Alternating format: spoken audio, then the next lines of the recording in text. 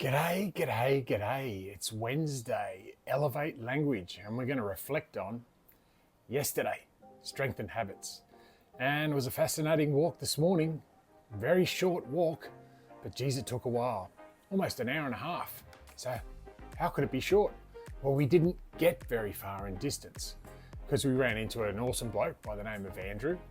And I also reconnected with a friend of mine, Justine, online. Yeah, so Juzzy, shout out to you if you watch this. This is cool. Apparently it's for a friend. Yeah, we know. So we're going to talk about elevating language. Why would we do that? Because quite often we tell our brains not what's very healthy for us. So we need to focus on using empowering language to achieve more time and energy. Hang around to watch out more. Talk soon. Bye for now. Do you feel like there's never enough time in the day? Are you struggling to switch off from work, the internet, and social media? It's time to reconnect with family, friends, colleagues, and most importantly, yourself. Join the Be More Social Daily Challenge. Just 10 minutes a day to recharge, gain more energy, and enjoy what matters most. Let's begin. Yeah, finally in the screen. She's there, lighting up. Pippi having a bit of a snooze. We were out there for a while on the streets, but we stopped at the park. We only got about 500 metres, and there's been plenty of grass there up on the beach. They've shut down the promenade and where the grass is. You know, some event in the next couple of months, so we'll stop people walking around there during the day, in case, I don't know. But I ran into a guy by the name of Andrew. So we were there over an hour, and he's up from Sydney. Behind us was a big grassy area, and every time I'd look around to see where she is, and one time I turned around, there's like 4 or 5 people with their pups. Oh, she's off. There she goes. Looking for more people, but not many up here, just me and Nick. She's on holidays, but she's heading out shortly.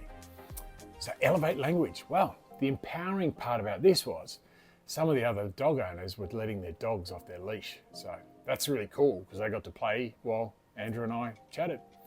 So yeah, he was from Sydney, from Western Sydney. We connected there through football and work and businesses and family. He's got 3 boys, all sort of cadet blokes, which I found quite interesting when he told me about Anzac Day coming up.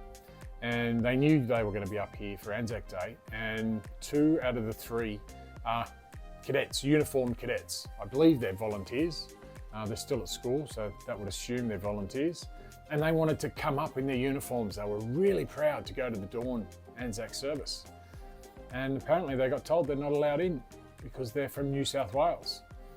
And we shook our heads saying, I thought the A in Anzac stood for Australia. So why are Queenslanders or New South Welshmen and women not Australian? Is that a state of origin thing? But that's rugby league. But then again, the ARL, the Australian Rugby League, became the National Rugby League. But hang on, is New Zealand part of our nation? I think so. I think we're brothers and sisters. But we need a passport. How does that work? That doesn't make sense. Another mixed message. That's cool. We'll move on. So, I used to be in plumbing. And I thought about a mate of mine whose name's Greg Plummer. He's an electrician. And his brother. 3 brothers, yep, once again. Fascinating how everything seems to be connected. And there's a fair chance Soups isn't on this sort of app, so he won't register that I said his name, and most of you won't even know who Soups is. So we can play with language. We can use it in empowering ways. We've got hypnotists and we've got NLP practitioners. So if you don't know what NLP is, it's neuro-linguistic programming. Now it sounds a bit computery or it sounds a bit psychology, but the basic simple thing is the words we use program our brain. It's as simple as that. So Aussies are renowned for answering the question, how are you? With, not bad. She'll be right. That sort of thing. Now, how is that empowering? Because the way the brain works, and this is fact, there's a part of the brain that doesn't register, can't, won't, don't, not negative words. It doesn't mean negative emotions. It means the actual word. So part of the brain won't register that. Now, what I've recently learned is that what some kids predominantly are labeled as autistic. Now, I'm not saying all of them, and I'm not saying this is medical advice. I'm just saying from my experience, there was a friend whose son is autistic and couldn't stand it when people were saying don't, can't, won't, not. I don't like it either. I think it's very negative. But some people enjoy saying it. They think that empowers them. Okay, I don't understand it. I accept it. But I understand that you believe it empowers you. That's great, as long as it's working. But what we identified here is that's the sense of hearing. So perhaps there's a disconnection in the brain where the majority of us don't hear, don't, can't, won't. Even though I just said don't hear, they only hear the positive words or the part that comes after don't, can't, won't. So if you're saying, I'm not bad, there's a chance you're telling your brain you are actually bad. Now, I could be wrong. I may not be right. It may be right to say it, or it may not. See how I'm using knots? It's tying up in a knot, isn't it? Different word, just spelt differently. Sounds the same. But when you're talking about knots on a rope, is your brain not hearing that? I'm playing now. The point is that all you need to do to shift that is, rather than have a debate over whether knot works or doesn't work, or you hear it or you don't hear it, try shifting it. Good, thank you. I'm great. I'm awesome. And yeah, it may work for a day or two, but if you don't do it all the time, what if you did it all the time? And after 5 or 7 or 21 attempts, all of a sudden you start feeling great. You start feeling awesome. How do I know? Experience. I try and do it. No. I do it consistently. I say g'day mate every day to every person I can possibly do. And I even corrected myself there when I said try. Because what are you telling your brain when you say, I will try? Are you certain or are you uncertain? Try is a form of uncertainty because you're uncertain whether you will succeed or you won't succeed, whether you will succeed or whether you will fail. So, do I say not succeed or do I say fail? Which resonates with you? Which empowers you? I like to say not succeed because then it sounds like to your brain, I'm saying you will either succeed or succeed. You notice how I removed the actual word from my mouth? I still mouthed it, you could see it, but your brain didn't hear it. So you're either going to succeed or you're going to succeed. Makes sense to me. And this is how we can talk on your different levels of conscious awareness. And we'll go into that tomorrow, a little bit more. Very, very powerful. I'm learning, I'm growing, and I'm contributing by sharing that. Do I do it every single time? That's up in the air. The focus is on doing it every time. My intention is to empower my language for myself first, and then others.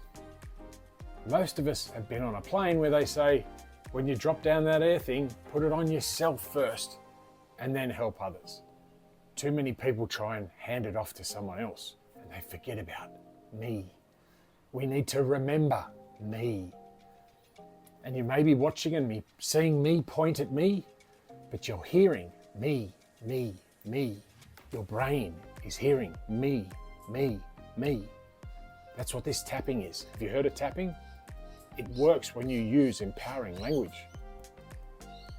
I haven't studied it. I know the theory behind it, but I haven't actually done the tapping process, and it's sort of like a form of meditation and yoga and movement all rolled into one. I'm sure it works because people are doing it. It's just not my field of expertise or my field of study. I focus on the brain, but the brain is a wonderful, amazing thing. It's just which path you want to niche into. So I am focusing on being proactive, not reactive. We need reactive, we need reaction like we need proaction. We need white like black, we need good like bad. Too many people get caught up in this world of, I want to be positive all the time. Good luck with that. Because the more you're positive, the more you've got that unbalance of not positive. You need balance. And for a long time, I thought my strengths around maximize and making everything awesome meant I was getting to this level and this next level of awesomeness. But what I didn't realize is what I was getting higher and higher and higher and closer to falling further and further and further. And I did quite a few times until the last time I realized once I get to my level, I like my level. I live on level 6. The penthouse is level 8. The basement or the outhouse is underground. I don't go down there anymore. I don't have a car anymore. Not because I lost my license, because I walk everywhere. What's the point in paying for something that you don't use? So the only time I go to the basement is to get rid of the rubbish, literally and figuratively. So my low level is on ground floor. And if you understand the analogy, any day above ground is a good day. It's insinuating that life may be over. Because when you're under the ground, you're generally 6 foot under. Interesting concept there. So we've gone 10 minutes, wow. Didn't hardly say a thing about Andrew, but I said oh so much. We shared ChatGPT and how his son got into a little bit of strife for using ChatGPT for his schoolwork. I hopefully shared some information which might even bond their father-son relationship even better, because that boy, he loves video games, but there's some stimulation in his brain that he's looking for, and perhaps that was disconnected when he got in trouble for exploring AI. That's a worry for me. It's a worry in the sense that if we're stopping our kids and our teenagers from exploring the world, they're going to fall into the rut that I did. They're going to fall into the rut that you have. Is it a good rut? I didn't say. I just used the word rut. For me, that's empowering. If you found that offensive, ask yourself why. Because if you find it offensive and I find it empowering, do we agree to agree or something different? I'm happy either way and I'll have a discussion. I just won't have a debate, because debates to me mean there's a right and a wrong. There's a left and a right. And yes, that might sound contradictory, and you can suggest there is something that is right or it's wrong. But are you allowing for a grey area? And debating, just like in a courtroom, very rarely is there common ground, because a judge is the only one who can be judgmental. A judge is the only one who should be adjudicating. That's the English language the way I know it. Now, I haven't studied etymology. I'm no expert on the English language. I failed high school English. Yet I have a slightly different version of how I use my language. I like to use empowering language. I don't like to tell a student, don't do that, you can't do that, that's scary, I don't understand. It tells a story in itself. We need to empower our teens. We need to elevate them with their language, with our language. Explore with them. There's a reason the library is often the most popular place in school, because a student will go to the librarian, ask for help. That librarian doesn't turn around and tell them why they need to read that book, how they're going to read it, and what they're going to use it for. They simply say, aisle 3, second level, 4th book on the right. Simple. The kid sounds like he's been heard. He knows exactly what he's looking for, and they can go and pick it off the group. And I say he, I mean he and she. I'm old school. I'll shift it. I'll find a way to use empowering language. I can say they, because it's plural. But someone else has taken over that now too, I think. But Maybe they just want to be included rather than being excluded. Different story, different discussion. But that's about it. Juzzy, I hope to talk to you soon. Yep, I love doing it in social media on common threads. I can do it in private message, or we could pick up the phone or FaceTime, or even see each other on the street walking on Surfers Paradise Promenade. I don't even know where you are in the world, but at least you've got a friend. And yeah, if you want me to share any information, I've got a wealth of it, about 51 years worth, and I'm happy to share. And that goes for everyone who listens and comments and shares this material too, because I love to share stories and I love to discuss interesting topics and boring topics and topics that you may never have heard of before. Because I've got a wealth of knowledge, not because I learnt it through school and university. I learnt it from friends and people I meet in the world. The maximised connector. That's who I am, and I love it. And I'm hoping and praying that I am doing my best to connect people so they can disconnect online to reconnect offline with family, friends, loved ones, work colleagues, footy mates, parents, you name it, connect. Do it offline, do it in person, go fishing, play golf, do all these sorts of wonderful things. But I love golf, I'm not a fishing fan. But hey, I spent an hour and a half with a fisherman this morning, Andrew, and he didn't catch a thing because we didn't set a line out. We were talking too much. It was awesome. And hopefully I'll connect with him because he's got some contacts and I've got some contacts, and we might have even saved him a bit of time. And Lockie Salisbury, I don't know what he's saying. It's sideways because the phone is sideways. Anyway, wow, 15 minutes. That's cool. A little bit further to edit today, but the crew will get involved and we're going to have some fun very, very soon. Hopefully Friday at Bond University. Waiting to hear back? We'll let you know. You'll know as soon as I know. Well, after it's edited. Talk to you soon. All the best. G'day. Thanks for listening as we take on the Be More Social Challenge. Join Danny Crouch tomorrow as he shares his journey, and we hope you'll join in too. Drop a comment below. Tell us how it's going, ask questions and share your insights. Find more details in the description or at chooseyourchapter.com.au. Let's make time, boost energy, and aim to be more social today.